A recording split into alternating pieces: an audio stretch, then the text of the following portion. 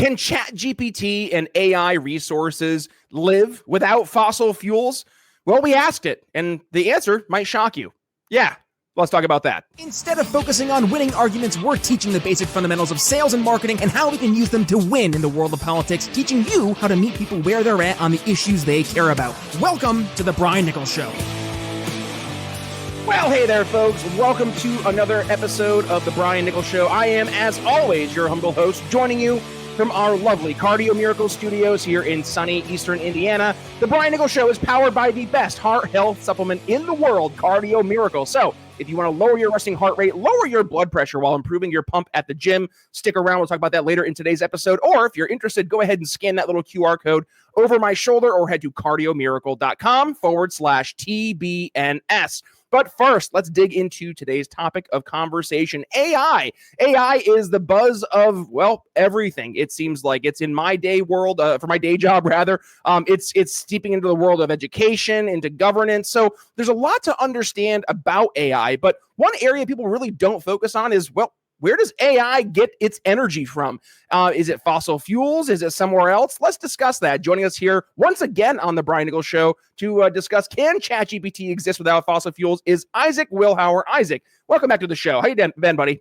Hey, Brian. Thanks for having me back. Life has been great. In corporate America, we are sanity is winning, which is my day job, is to make sanity win in corporate America. So we're notching up a lot of high profile wins. It's been a good couple of months since November. Love it. Well, how about this? Do us a favor, reintroduce yourself to the audience. It's been a bit since you were on the show. Tell us who is Isaac Willhower and what do you do for your day job where you're getting some of those corporate wins? Yeah, absolutely. So my name is Isaac Willhower. I work in shareholder engagement at a Pittsburgh-based firm called Boyer Research. We represent clients who are generally institutional investors. And what we do is we help those clients use their shareholder voice, their investor voice, as people who own stock in major companies, major publicly traded companies, to lobby for changes to public policies, such as non-ESG policies, non-DEI policies, pulling companies away from political commitments, getting them back to their core business and political neutrality in the interest of delivering for their shareholders. So that's what we Isaac do. And we've been seeing a lot of wins, especially with the changing regulatory tides.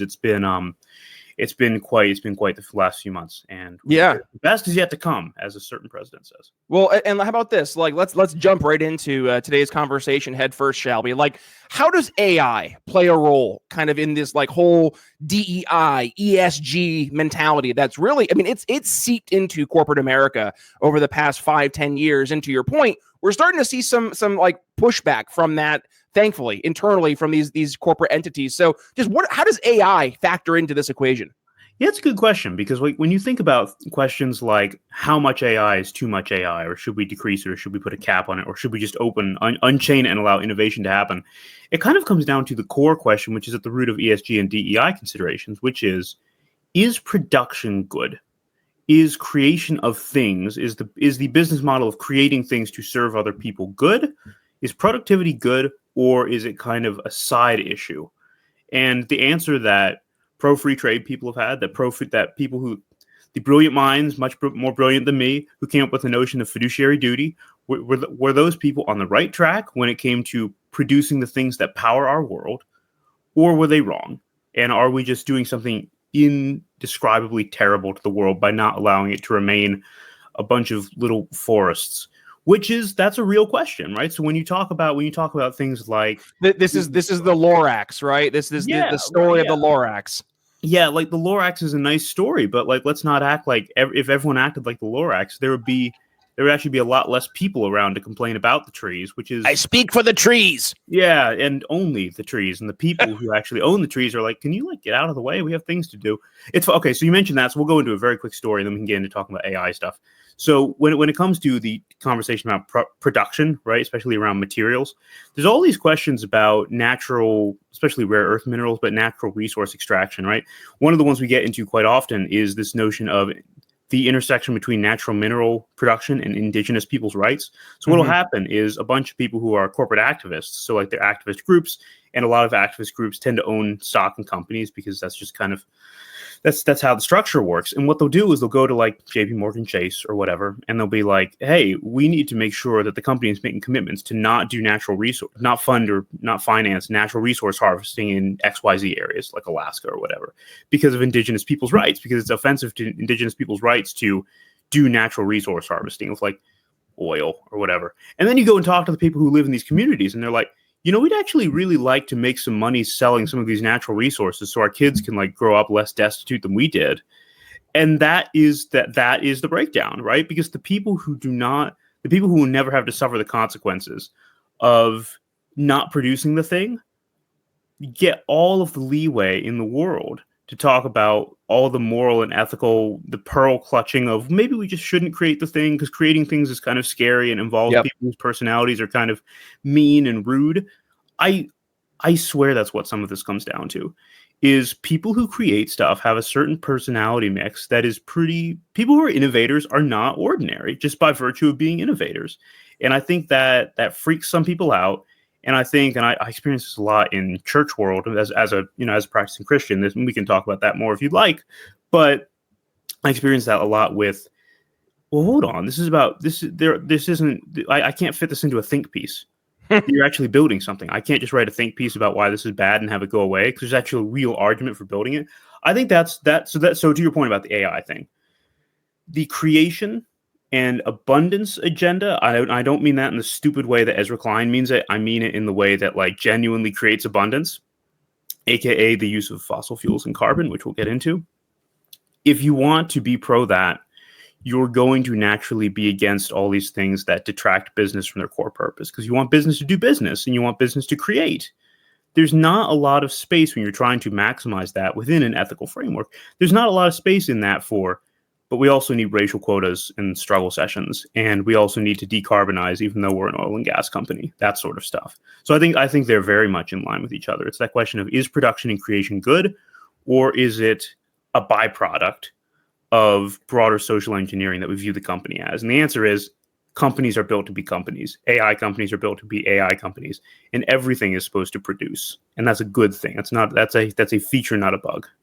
And let's go into I call it the Loraxification of the American political process, right? And as it pertains specifically to what we've seen here in talking about natural resources, is it a value to take and extract these natural resources in the name of abundance and productivity? So for folks playing along in the home game who didn't either read the 1970s book from Dr. Seuss or watch the 2012 movie of the Lorax, I'll just give you the spark notes, right? You have the Onceler. He goes out and he's looking for the perfect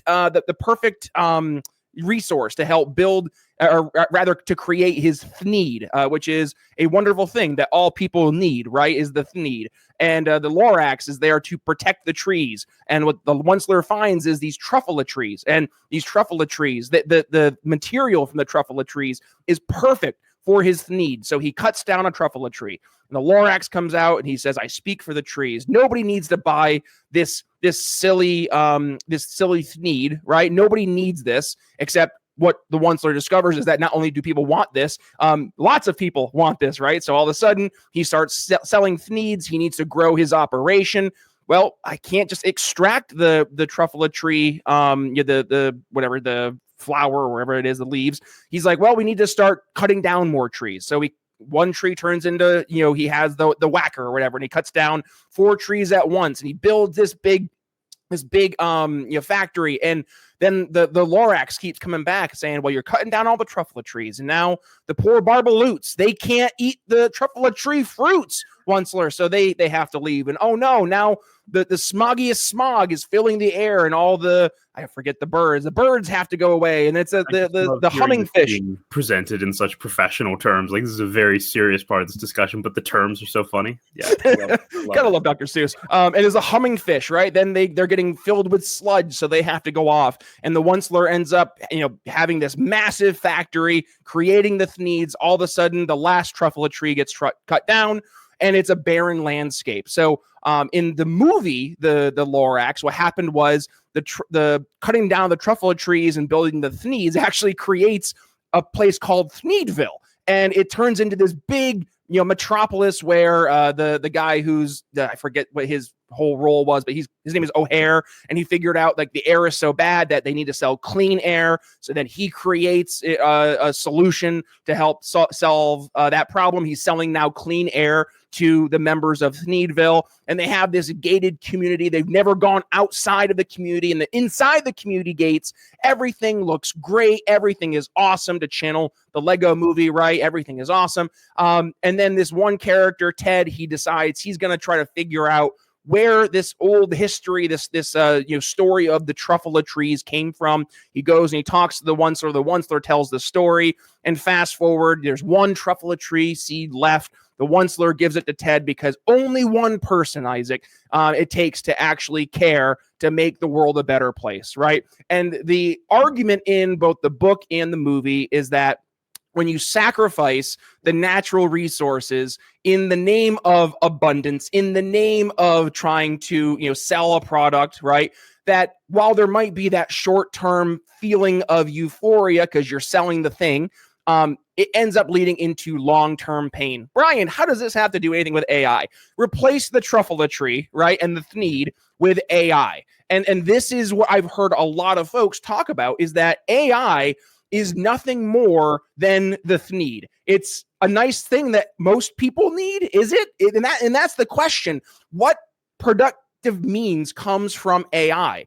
And I've heard this argument a lot, Isaac. Most people are like, oh, you mean that glorified chatbot? It can make you a nice fancy email? Like, no, that's not just what AI can do. There's a lot behind the scenes. My day job, I'm in the contact center and customer experience space. I've worked with this kind of stuff on a day-to-day basis. I see the value beyond just creating a fancy, image or creating a response to an email.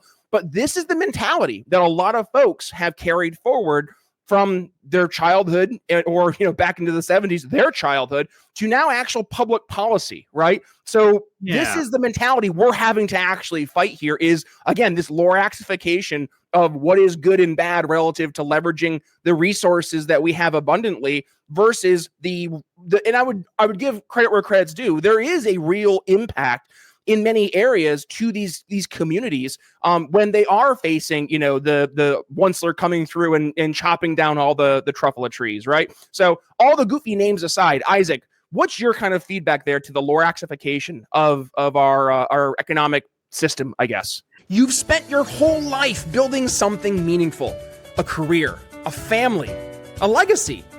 But none of that matters if your health can't keep up. And the truth is, as we age, our body's natural production of nitric oxide, which is vital for circulation and heart function, declines sharply. And that drop increases your risk for high blood pressure, poor oxygen flow, and even cognitive decline. You don't feel like yourself, and no doctor seems to have an answer that doesn't involve more prescription medication. And that's why I recommend Cardio Miracle, because it's an all-in-one blend of nitric oxide boosters like L-arginine, L-citrulline, organic beets, and more that support your cardiovascular system, brain function, and your immune response. It's not about reversing time. It's about giving your body what it needs to keep showing up strong. You've worked too hard to feel like you're fading. So scan that little QR code over my shoulder, click the link in the show notes, or go to cardiomiracle.com/TBNS and get back in control of your health. And look for the little note saying you're shopping with Brian Nichols on the Cardio Miracle homepage. One more time, that's cardiomiracle.com/TBNS. And now, let's get back to the show. Yeah, well, the Lorax is very interesting, right? It's kind of this eco-warriors. By the way, had no intention of going down this pathway of Dr. Seuss and the Lorax today, but here we are. I love it. It was predestined to happen. We're just here. Let's roll with that. I think it's honestly perfectly relevant because it kind of speaks to this notion of what it means to care about people is to not produce things, right? That is kind of the central thesis. Like the people who built the city, the people who built the stuff that presumably improved everyone's living conditions and made them maybe live to 75 instead of 45. I don't know. But like in real life, that's what happened, right? The people who did that, who went to the trouble of because building cities is not particularly easy. It takes. They don't just happen. What? Yeah, right. They don't just grow up like trees, right? You just kind of have to build them. And especially if you're living in an area with lots of green regulations, you have to build them and then do all kinds of like side steps to make them not better, but regulation compliant, right? Building cities is a difficult thing. And this notion that creating new systems of living for people is completely selfish and not doing so is profoundly selfless and virtuous is an ideology that doesn't make sense when I frame it that way, because it doesn't make sense, right? It's this notion that if you dare to try and create a better standard of living for people, not just you, for your kids, right? If you dare to try and do that, you are in fact being selfish because you're standing in the way of a narrative that prioritizes, checks notes, the trees, right? The animals, right? I understand the concern about when that growth displaces things, right? So I have a very quick rant. Well, and by the way, Isaac, before you get to your rant, right, yeah. I will say that the one argument that I think they're really trying to make, though, is it's when you have a solution, right, that is created that by its like manifestation now requires other solutions to solve the externalities and the problems created by the first solution. So the whole example in the Lorax is, I forget his name, but it's like O'Hare or something, where he creates the air company, and he's doing that because back when Wensler was creating the Thneedville and doing the Thneeds, that polluted the air. So now toxic air created from industry. Now we need another solution to solve for that problem. So that I think that's the argument they're trying to make. Yeah. Okay. So that's good. All right. I want to put a pin in that and come back to that. There is an argument there, and we should talk about it. So we're talking about this rant, right? So this kind of agrarian sentiment that crops up, especially I've seen this a lot on the political right, and it annoys me greatly, is this notion that we're supposed to view these things, tech generally, but AI specifically, because AI is a very powerful form of technology. And it's one of those truly industry-shaping forms of technological advancement, right? So there's this essay, right, by this guy named Wendell Berry, who I'm sure you've heard of, and many of your listeners have heard of. He's kind of like an American essayist type person. He was very, like, back to the land, but he was also like an intellectual professor. So, like, how back to the land are you really going to be? And he wrote this essay about why I will not buy a computer. And it's one of the dumbest things ever written in the history of mankind. And I am including in that white fragility, right? It's almost as dumb as that. And his whole point is the reason I will not buy a computer is, and he lists out all of his things about how annoyed he is at being dependent on energy companies. And I'm like, yeah, it's really annoying when you pull the light switch and like the light turns on, right? That's just really oppressive to you. But then he has this point about, if there is going to be a technological advancement that I deem legitimate, I, the agrarian, ivory tower, whatever, deem legitimate, it has to use less energy than the thing it replaces. And I looked at that and I just stopped reading it for a bit, because you just have to sit there and just kind of rage silently. Because the reality of something is, when you have a technology that has greater productive capacity, right? So like AI is an example of this, right? AI can produce many more treatises than you could do just writing with your quill pen and paper, right, in 15 seconds. Yeah, it stands to reason the energy consumption is going to be a little bit higher. That's kind of how energy consumption and productivity works. There is a correlation there.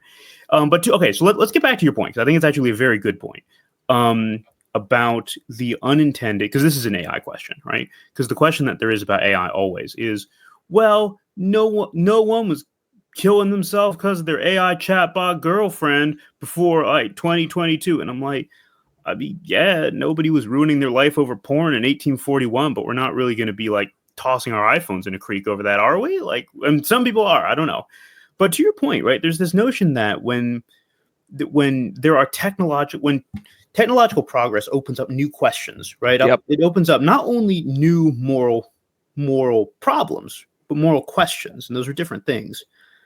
The existence of those moral questions serves as proof that we shouldn't have done the technology in the first place, right? So let's take a very mundane example, right? Like the car back in like 1903, I think, right? Model T comes out, whatever, it starts being mass produced, and all of a sudden people are getting into car accidents, which no one was getting in a car accident in 1845, right? They were just getting kicked in the face by horses the old-fashioned way, as God intended it, right? And back in my day, right? Whatever. Does that mean that you don't invent the car because more people die of this new thing? No, it means that there's actually a technological solution of, we should figure out a way to make sure less people die from automobile accidents, right? This is a creator mindset. When you're a person with a creator mindset, you think about, okay, I've built this thing. What do I need to do differently to make the world more safe for the people who use this thing? Well, I create another thing, and that thing creates more things, right? So there's that, and that's I would argue anthropologically and spiritually that's the correct mindset, but more importantly, practically, that's what makes life better for people. Now, the AI question, right? So I again, maybe this is a rant, but there's this question of, if you look at the coverage on AI, especially from kind of like conservative world, unfortunately, as a card carrying conservative and as a Christian, right? If you look at the tone of the media coverage, it's almost universally negative. Yep. Right? It's almost universally about this. Like I have people who I love who send me these articles because they know I'm like a pretty pro AI person and I use AI a bunch. They'll send me these articles about like so and so like murdered his wife because his AI like mistress told him to. And okay, yes, that's a real incident, and that's terrible. It's horrendous and it's shocking and it's a very weird crime to kind of think about, just even like how that works. Like, it's just so trippy and meta to think about. At the same time, that's not what most people who use AI, that's not what the vast majority of people who use AI do. And furthermore, it doesn't say anything about the fundamental nature of the technology and what it is supposed to do, right? It's one of those things where using this device means that it has to accept any input that it receives, right? Because when people are like, yeah, it gave us instructions on how to kill ourselves. It's like, well, you typed in instructions asking you to give you advice on how to cut your wrist. Like if you give some, as terrible as that sounds, right? If you give Google even, right? You forget AI for a second. If you give an internet-based technology, a query-based technology, a query that's asking for something harmful, and then it gives you that thing that's harmful, it's not your parent. It's not your dad or mom. It's giving you it's working precisely as it's it was a tool designed to do because you asked it for that harmful thing. Maybe bother to self-police yourself instead of trying to be the next Luddite. But anyways, so okay, that's the second rant. I swear, maybe that's the last one. I don't know. We'll see where this goes.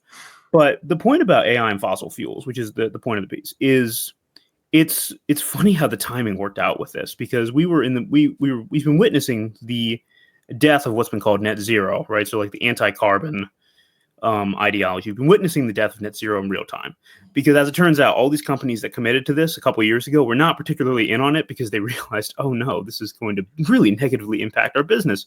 And so there are a lot of these like net zero kind of coalitions, like these industry groups that are designed to I'm not quite sure exactly what you do there. You just like talk about how great it is that your like business is shrinking because you don't do carbon, and there's like little coloring books, except for you have to like carbon offset for the coloring book because that's trees, and right. It's like when you go to Pizza Hut and you get the little kid coloring, and yeah, but it's like if they were apologizing for the fact that it was made out of paper the entire time.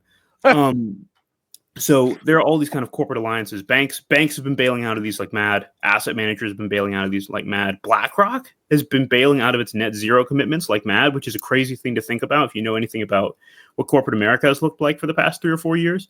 So against all of that, I make the point that the people who are pushing net zero, most of which, by the way, were not like energy people. They were activist type people who just don't like energy, as opposed to energy people, industry side people who actually had a feasible plan for getting rid of carbon.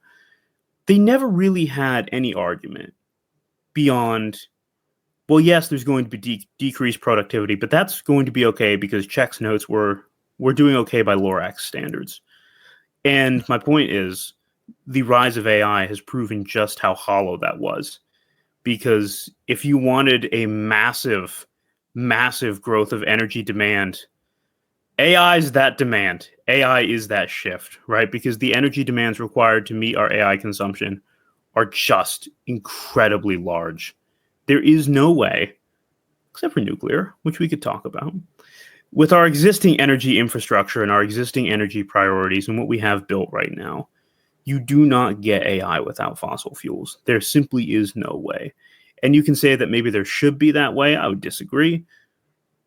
But it's not happening. This is a wake-up call of people who are pro net zero and companies that adopted it did not have feasible practical plans for how to deal with that. No one had feasible practical plans to deal with that. It was all vibes, and not particularly great vibes at that, right? It's like, what if we sat in a room with the lights off and like didn't do anything to just kind of carbon offset the fact that we like live I think that's what it is. There were no real answers. We're starting to see how truly idea starved these people have been. And I mean, as an advocate of fossil fuels, as an advocate of energy production, as an advocate of humans doing things, I'm okay with that. So that's the fun. I don't want to say it's like an "I told you so" kind of piece, because like, here's the thing about energy, and because all of these, I had this discussion on a podcast with someone the other day. America's struggles with energy issues are really weird for me because I'm 23, right? So I was looking at Enron, right, and all the rolling blackout type stuff, which I'm assuming you probably lived through, right? So here's what your listeners need to understand. Your viewers need to understand. For some of y'all, talking about Enron is like stuff that you grew up with, right? Like when you were a kid, this was happening. When you were in your 20s, this was happening. You need to understand. For me, when I learned about Enron, that's like historical research, right? This was in the 90s. To me, that didn't happen pretty much, right? I have to go on Google. I have to watch documentaries about it. I have no idea because I was born in 2001. And like, what do you mean? There's like a Bush involved, and like, oh, okay. And the California Power Grid did that. Okay, all right. That seems odd to me, but all right. Like, this is historical research for me. But the point of that is, I've never. By the way, I'm just laughing because my uncle-in-law was one of the lawyers back during the Enron case. So just right. Yeah, this is just, it's funny how you say that. So hey, Uncle John. Yeah, right. Because like it was like this culture bending, like presumably absolutely dominated the news cycle. I don't know, but like, oh yeah, back in the day, right?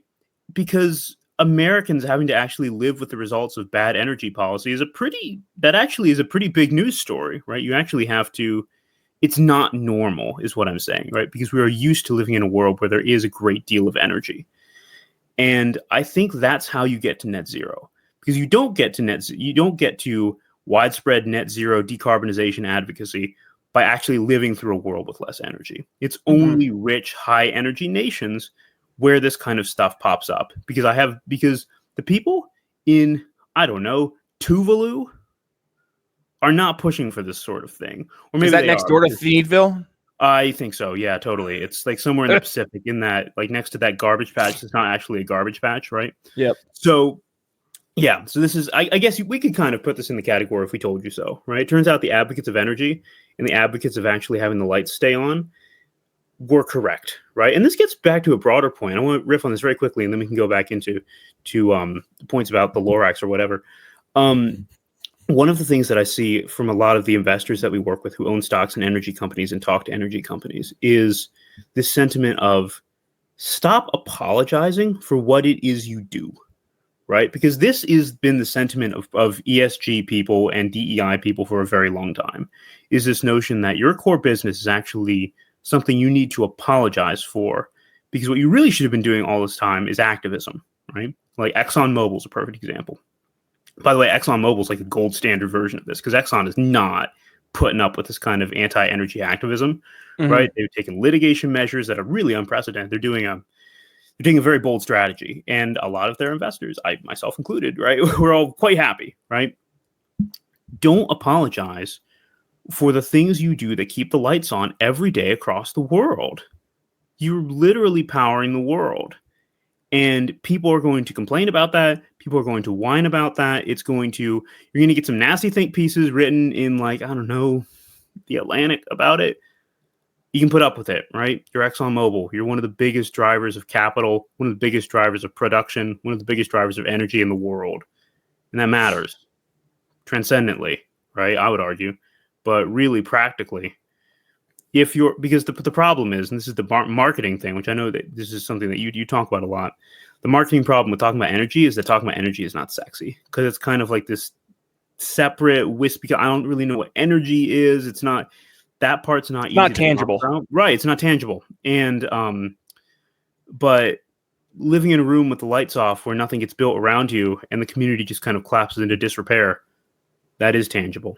And that is and the growing energy demand creates opportunities that could make that not happen. And I think that's important. Does it feel like your office has quietly turned into a mini call center? I mean, you didn't plan for it, but between the customer service calls, the sales follow-ups, and team check-ins, the phones are ringing nonstop. And you're stuck managing it all with a setup built for 2012. And that's what I call the accidental contact center. And it's more common than you think. Level 365 makes it easy for you to level up.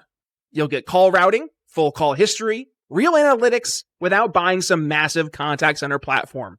It's plug-and-play simplicity for businesses that suddenly found themselves taking way more calls than expected. If that sounds like you should check out Level 365.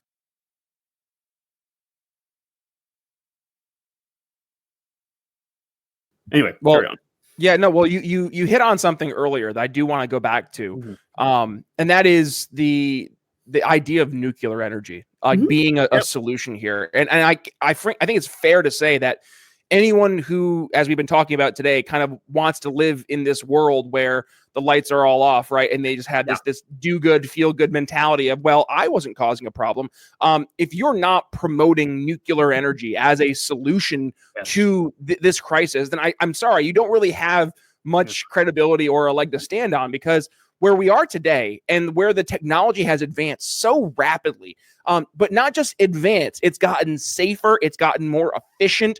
Like we're talking about now having mini nuclear reactors that can power like little individual homes. I mean, fast forward 25 years, if we were to really lean into this type of technology, we could find in America that not only is energy independent, but like abundance of energy. And then all the questions that we've been talking about today with regards to the power that was required to really make AI be AI, these questions are all answered, right? And this is the part where, going back to the Thneedville, Loraxification of our conversation today, is that people look at the Thneed, right, or the product, whatever the product is, and they don't see an inherent tangible good coming from that product or solution. Like in the Lorax movie, there's a song they sing, and it's, how it can be used for a million different things, right? It could be used for exercise, for catching butterflies, all this kind of stuff. But those are all just like very superficial value adds versus AI is not a superficial value add. In my day job, I work in the CX space, right? Which is customer experience. And this goes into like your contact center spaces, your business phone world.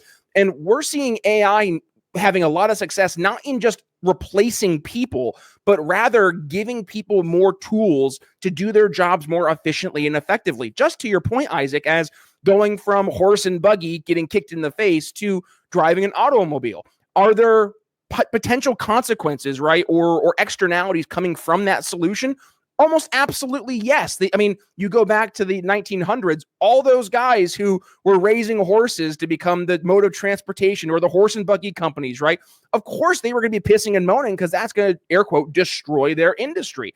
But when you flip it on the other side, well, what came from this, right? You see the advent of like communities starting to spread out, because now you actually had the ability to get from point A to point B, not in 2 to 3 business days, but 2 to 3 hours, right? So it changed the way that as a society, we were able to not just invest and grow, but now start to like expand our economies beyond the traditional confines of what was. And this goes to like this whole idea of a fixed pie mentality.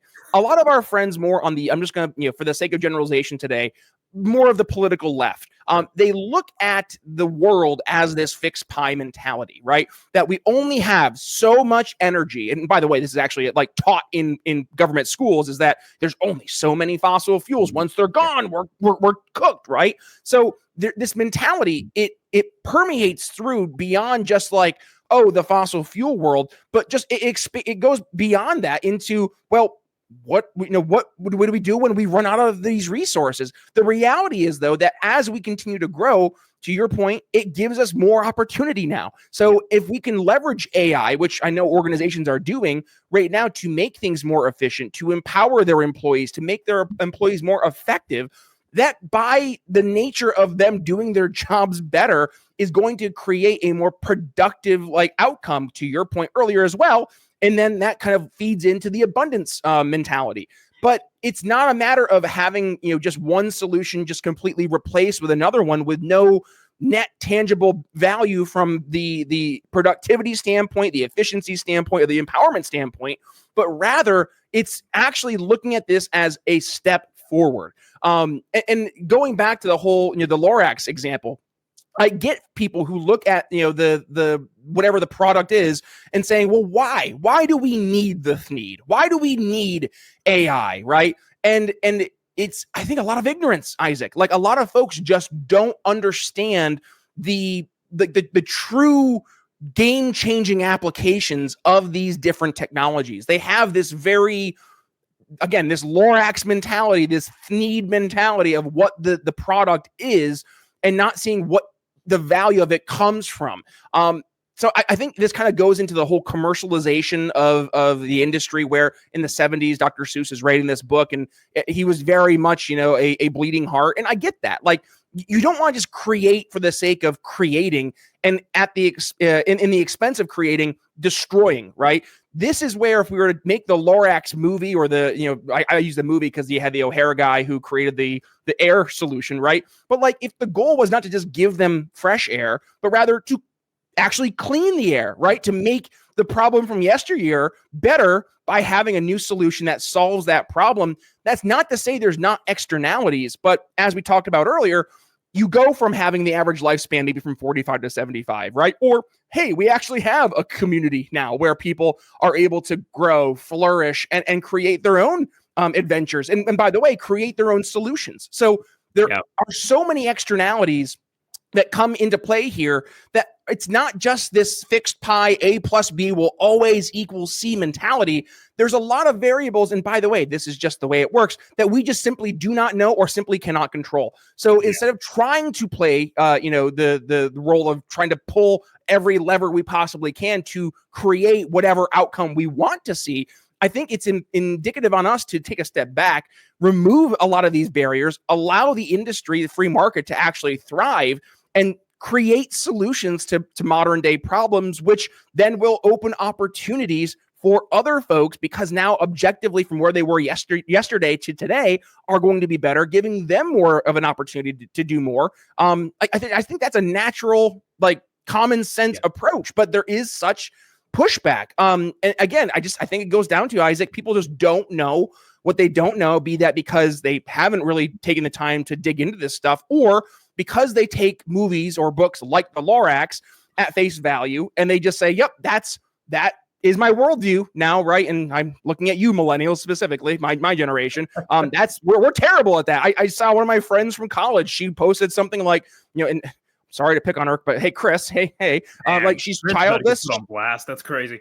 Yeah, hey Chris. But she's childless. She's in her late 30s, and she's like, oh, what better way to wrap my night up, as a millennial, watching the Lorax with my 2 cats. And I'm like, oh man, if that is not the problem with my generation, is that we live in this make-believe world of the Lorax and Harry Potter and the Hunger Games, right? Like that it's the meme of the guy like pointing at the screen being like, that's literally me, right? But that's how millennials look at the world, is like, oh, here's the big problem, we can be the big saviors and everything's kumbaya because I've been told by a movie that reaffirms these biases in my mind that this is how you be a good person. It's virtue signaling at its finest. Man, Chris is just having a great. Okay, so she's great, by the way. I do love Chris, but I have to pick on her. Yeah. I saw that the other day. Sure, there are some friends who are just like that. You love them, but it's like, you don't ask them about politics ever.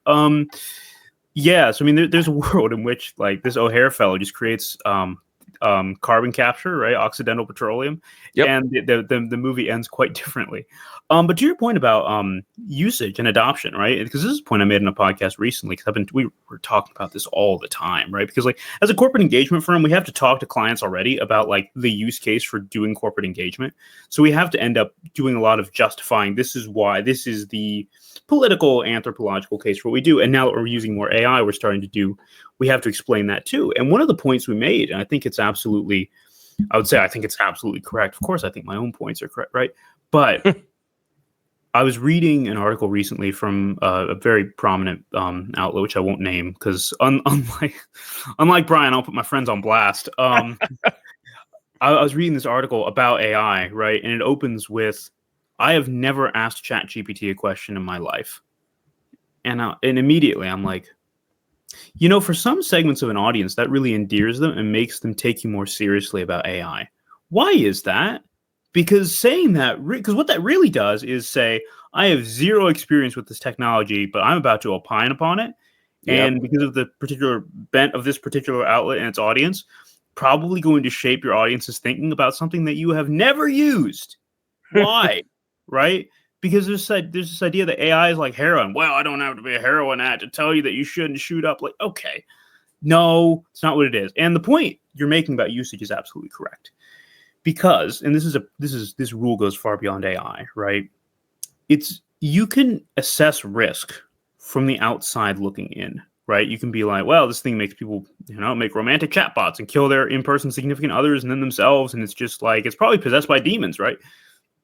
You can say that. It's not what you don't ever right. Yeah, you don't ever have to. Oh man, who was it? Was it Tolkien? Who's like a voicemail recording and was like a joke that it was about demons, as if that's not like the dumbest thing that anyone's ever said. Anyways, you can assess risk from the outside looking in, and and a lot of people do on AI. They're like, well, I don't like that. It seems weird to me. That's all risk, right? You can build your risk profile of something without ever having to use it, which is why risk management is like a good thing and a useful thing, right? You don't have to, right? You don't have to physically fight someone to understand like the impact of a fist crashing in your face, right? Whatever. Yep. But you cannot assess benefits that way.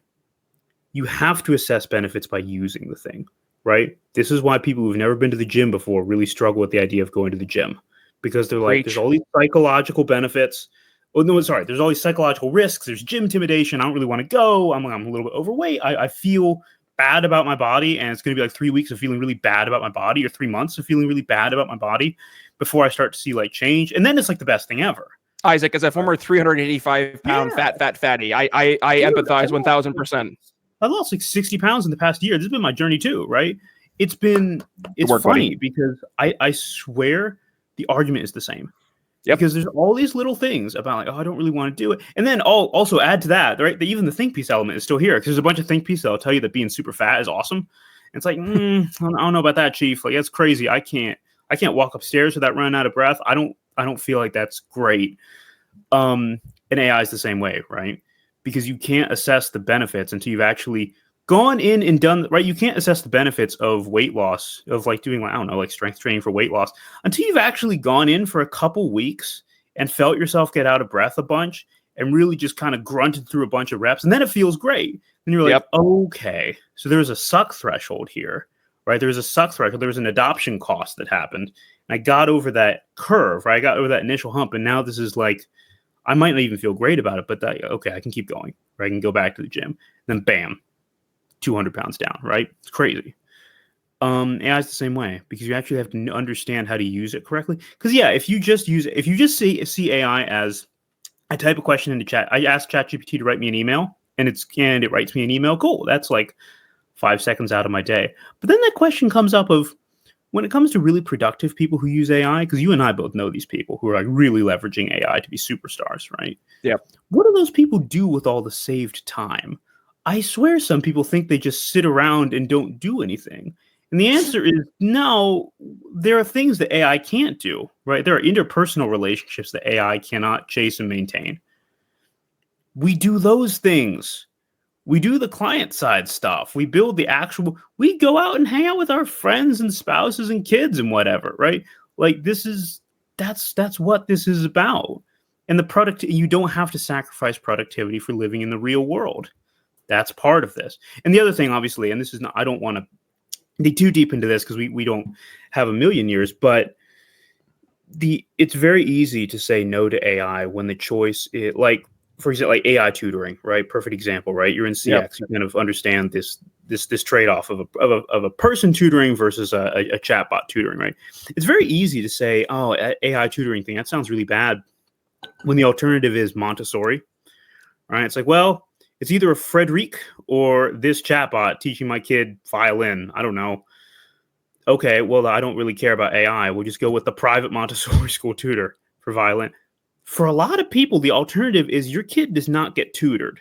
Yes. Right? Let's have a little bit of humility and a little bit of just consciousness of the situations of the lives of others, to actually sit down and realize that this is going to create opportunities for people who previously were not at the economic status to have those opportunities.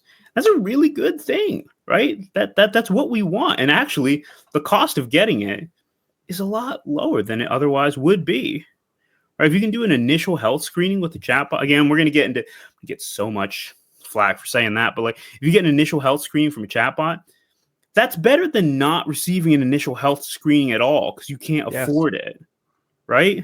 That is better. Is it ideal? No, nothing in life is ideal. Life is about trade-offs.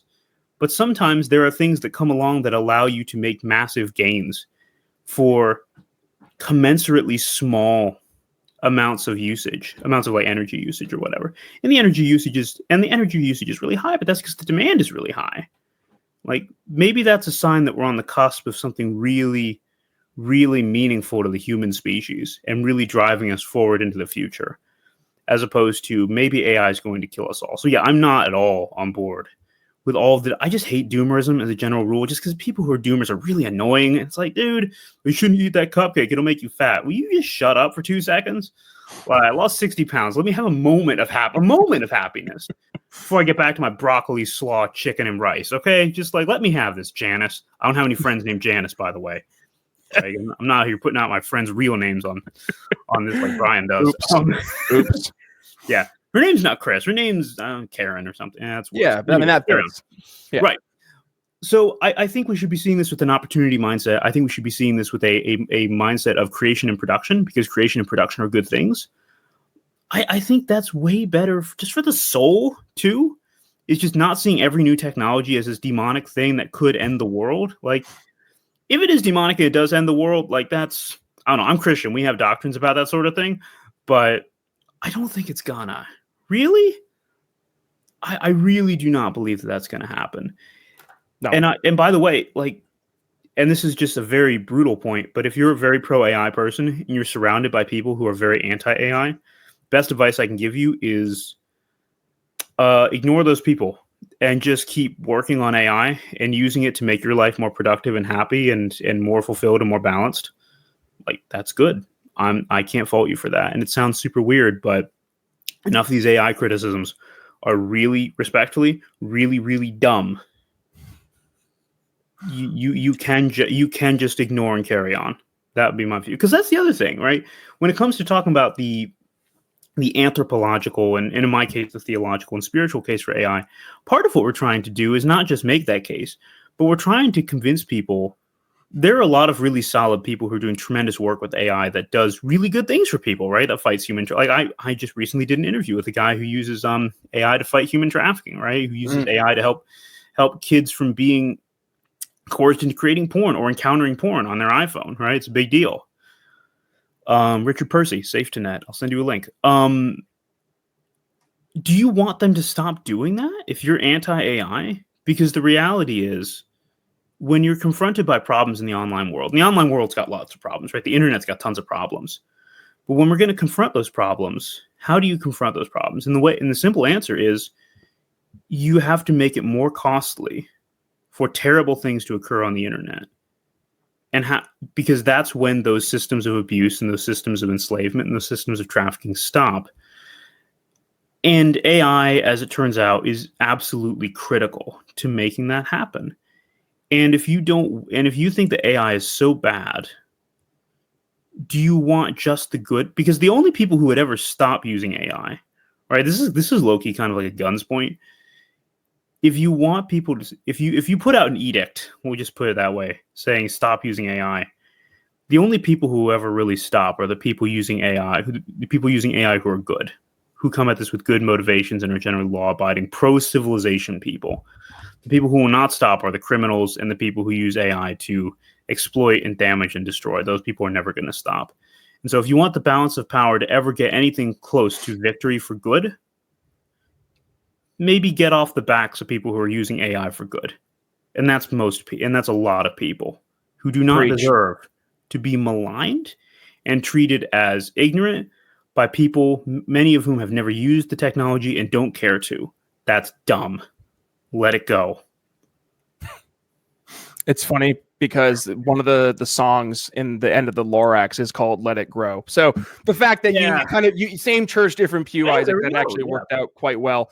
Isaac, we're going to go ahead and have to. I've never seen the Lorax, by the way. That's okay. No, that's on your homework. Is go watch that 2012 Lorax movie. But no, Isaac, we have to go ahead and put a pin in today's conversation because I actually peeked behind the curtain, folks. We're recording here on a Saturday, and I actually have another show coming up here at the top of the hour. So with that being said, Isaac, do us a favor, bring us home. Where can folks go ahead and learn more about you, the Boyer Institute, or Boyer Institute? Did I get that right? Boyer Research, right? Boyer Research. My apologies. Yeah, tell us more and bring us home. Sure. Final thoughts. Yeah, sure. So I'm on X, ISAACWILLOUR. I'm on X. I'm on LinkedIn.